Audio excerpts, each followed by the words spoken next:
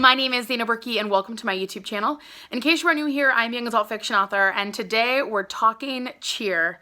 That's right, Cheer on Netflix, which is a hugely popular series. It follows the Navarro College cheerleaders as they headed to Daytona for nationals in 2019, and it has blown up. It has been out for, I think it's only 2 full weeks now, and it is just all over social media. Obviously, like, my Twitter is all cheer related. My Instagram is mostly cheer related. I have a lot of cheer friends on Facebook, but it has been amazing to see non-cheer people interacting about cheer, talking about it, watching, sharing their thoughts, their feelings. Navarro was just on Ellen today. Like, it is crazy how much exposure the all-star cheerleading industry is getting as a result of this show, and I, for one, don't want it to stop. If you want to know my thoughts and feelings, I will put like a little link, I think right here or maybe there, and you guys can check out my thoughts on the show, just kind of some of my like mini concerns and then my overall like opinion on the show. But today I wanted to do something a little bit different. I wanted to share with you guys 5 things to watch after finishing Cheer on Netflix. Now, obviously there are tons of YouTubers and vloggers who vlog their behind the scenes experience as a coach, as an athlete, as a spectator in my case.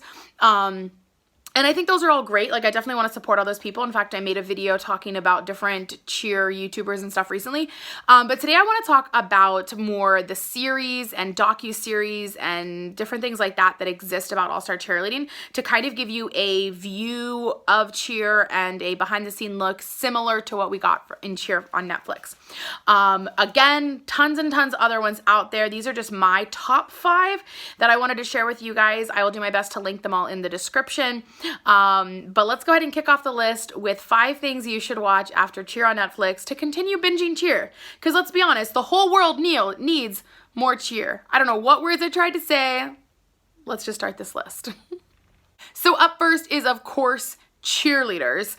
This is a series that was referenced in the Netflix show, and it is a show that follows California All-Stars SMOED and now also Reckless. There was a season that followed CJA, Team Guns, but basically it's where Gabby Butler got her start on shows. Obviously, she's cheered before then, but this was where a lot of people got introduced to Gabby Butler. I know I personally had not heard of her before seeing her on Cheerleaders. She comes in, and I believe it's season 2. Correct me if I'm wrong. It's okay if I'm wrong, but I'm pretty sure it's season 2. And it's really, really cool to see her, you know, cheering at such a young age. Even back then, like, she was insanely talented, very flexible, did an amazing job. And so for people that enjoyed Gabby on Cheer on Netflix, they're going to love her on Cheerleaders because it really shows her, like, kind of roots. I mean, yes, she did cheer before then, but it's just a really cool look at a high-profile team, SMOED.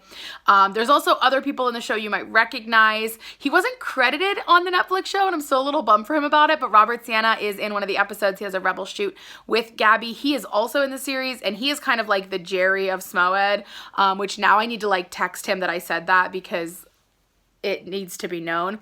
But the show is just really, really great. And what's awesome about it is it started 6 years ago and it is still running. So we are constantly getting new content every single Sunday, continuing to follow this team. And yes, Gabby's no longer on it, but we've gotten to see Gabby a handful of different times in it, including in episode 1 of Cheer on Netflix. Gabby wasn't there and they talked about her and California. Well, she was actually in California and then in Texas for nationals in Dallas.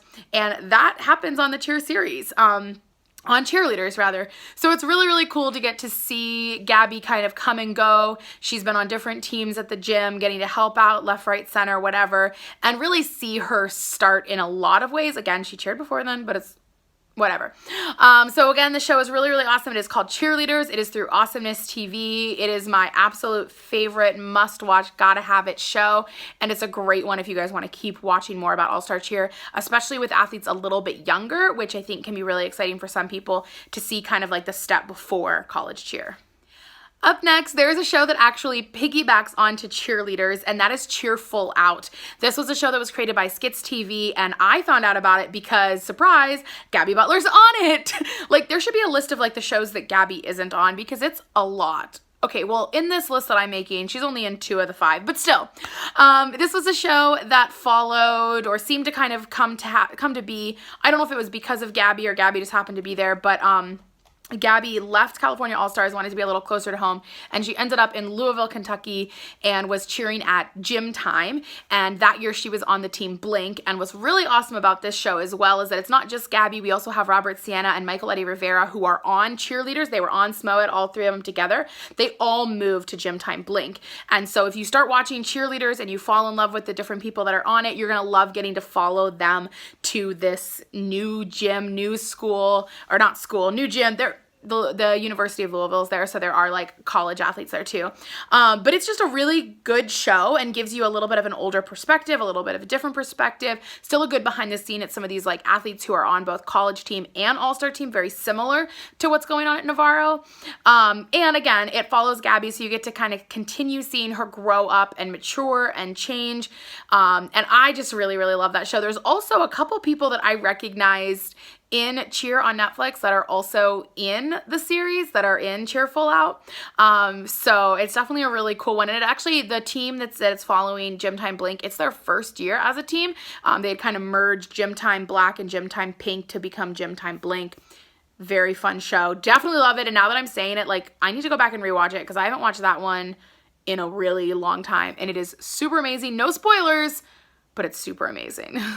All right, up next, we're going to throw it way back to Chasing Perfection, the Twinkles documentary. If you guys don't know of this documentary, like, oh my gosh, Google search it right now. Go on YouTube or click the link. I will link this one for sure. But the World Cup Twinkles are a youth level 5 team. These are insanely young athletes performing skills very similar to what you're going to see in the Cheer series on Netflix. Navarro College Cheer is level 7. Twinkles does what is now level 6. In the series, they refer to it as level 5. There's been level changes. We're not going to get into that. But basically, you have very young athletes between the ages of like 8 and 13 years old for the most part, and they are performing amazing cheerleading, just fantastic cheerleading, and they're all New Jersey girls. They all have so much sass, and I, for one, love it. I've watched this documentary probably more times than any Cheer show, any Cheer series. I think, for sure. Like, definitely. I didn't really think about that. Because sometimes I'll put it on in the background if I'm like working on one of my books about Cheer, or if I just like need something on while I'm writing, or like doing random things. And so I have watched this one so many times. And what's also really, really cool about this one is if you are at all interested in like All-Star Cheer and watching All-Star Cheer, the World Cup Shooting Stars are like the main world's team that's super well known through World Cup. And the Twinkles are obviously like the very high level but youngest version. And a lot of the girls that are in the series, Chasing Perfection, are now on the Shooting Stars. And so it's kind of really cool to see. A lot of them were on it in 2017, 2018, 2019, and now this season as well. So there's been like a couple years of it. But I, for one, just really love it because you really get to see these athletes grow up, much like we've seen in Gabby. And so obviously there's not like a show now about the Shooting Stars. I would love one, just putting it out there. But Chasing Perfection is just really great. You have like the coaches and how invested they are. You have these athletes and how at such a young age, they're like so just devoted to cheer. And I just love everything about it. And I'm not gonna lie, I don't know why, but for the last week, I've just had the line in my head. The dad's like singing in the car, and it's like, it's like, love me, hate me, say what you want about me, but all the boys and all the girls are begging to be Twinkles. And it's just been in my head. I will literally be like driving my car singing it. So stay tuned for that part of the show. It's amazing. But it's about an hour and a half, I think, long documentary. It's a great one. Go watch it. You are definitely going to love it. It's amazing. Next, I wanted to share one that I don't think a lot of you maybe know about, only because it is from a very small YouTube channel or YouTube series, and it's in Australia. And that is Hitting Zero. I found this one, I think, on accident, honestly. Like, I don't know how I find stuff sometimes. It might have been on my like suggested on like YouTube. But Hitting Zero follows Southern Cross Cheer legacy. It was a docu-series that was created by some of the athletes and a production company. It actually has won awards and stuff at different like film festivals. It was really, really amazing though, and I'm so glad that I found it. And what's really cool about this show is that it is an open team, or rather an international open team. So there are literally athletes on the team that are in in their 30s. In fact, one of the main girls, I can't remember her name off the top of my head. She has like curly red hair. She's very teensy. She's a flyer and she is almost as old as I am. And I found that like just remarkable because you wouldn't know just watching her cheer that she's the age that she is. Because usually when people get a little bit older, like they're not able to cheer as much just because of flexibility and like joints and muscles and all that. But she does an amazing job. And this is, again, like it's on YouTube, but it's very well done, very much a documentary style, and it follows their entire journey. Southern Cross Cheer Legacy was the first team from Australia to ever place in top 3 at Worlds, and I think this was, so they had won, they got second place, I think it was, in 2016, and then this was their journey in 2017. It could be 17 and 18. I apologize. This is another one I haven't watched. I've only watched it like one time through and I really need to again. But it's just a really fun show because it gives that behind the scene look, and it's for a little bit older athletes. Like, yeah, there are some people who are probably like in their teens and their 20s, but for the most part, like there are athletes that are a little bit older, or I guess they're probably mostly in their 20s. But there are those people that are older, and the show just does a really good job of like understanding the characters, building kind of the drama, but also helping us see a lot of really good cheer. And it's from a different perspective. And I really like getting to see how other countries view cheer and how they like navigate the cheer world, because it is very different for teams in the US versus other places. So again, that one is called Hitting Zero. There's only a couple episodes, or like a handful. I don't know, maybe I'm wrong, guys. It's been a minute. I should have checked this one a little bit more first. I apologize. But it's really good. And if nothing else, great cheer, awesome accents, boom. The final one I wanted to share is one that I think a lot of people have seen, and that is, of course, Cheer Squad. Now, this show follows the cheer sport Great White Sharks, who are out of Cambridge, Ontario, Canada. And I really like this one, again, because it is a foreign country. It is Canada, but the Great White Sharks were the first team from Canada to ever place in top 3, and they actually won a couple of times going into this series. The series was from back in, I believe, 2017 was that year of Worlds, but it follows the team from the start of their season through Worlds, and it's just really fantastic because it gives you the behind the scenes. You get to kind of get to know some of the athletes and see what their lives are about, and then also just like the intensity of like being in cheer and trying to make cheer happen. The thing that really made this one stand out for me, though, was the fact that this was one of the first ones that was on like main TV. Like, it was on what is now Freeform, I believe. And it was really funny because it was like supposed to be an online only kind of thing. And then all of a sudden my sister messaged me about it. And she's like, hey, did you know that this happened?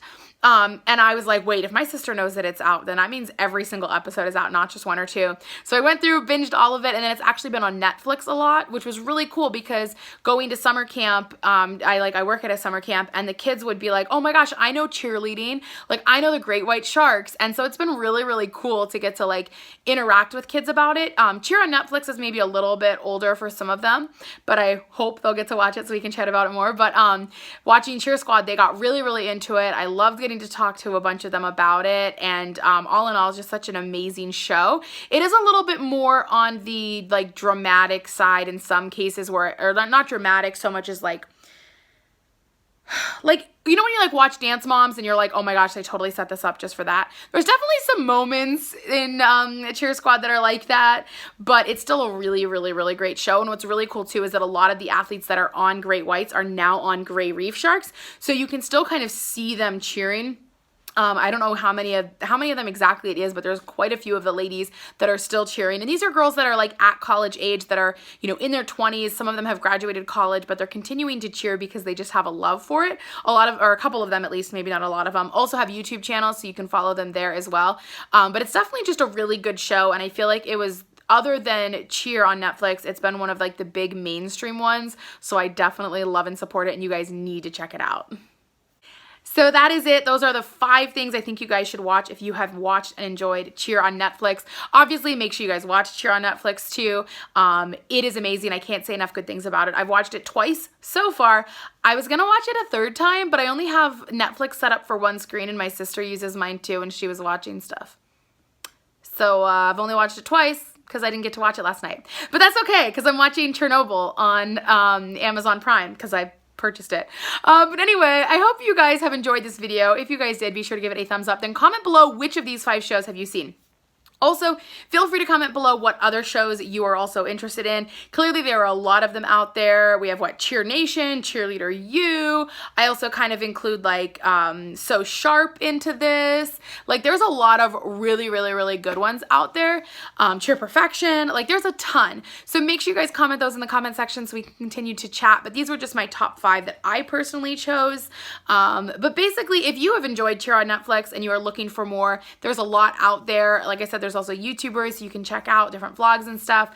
But the biggest thing is just to continue to watch, to continue to learn, to educate yourself about cheerleading, and just to continue to pour love into it. I think the more we can make cheer like pop culture, the better the industry can do in the long run.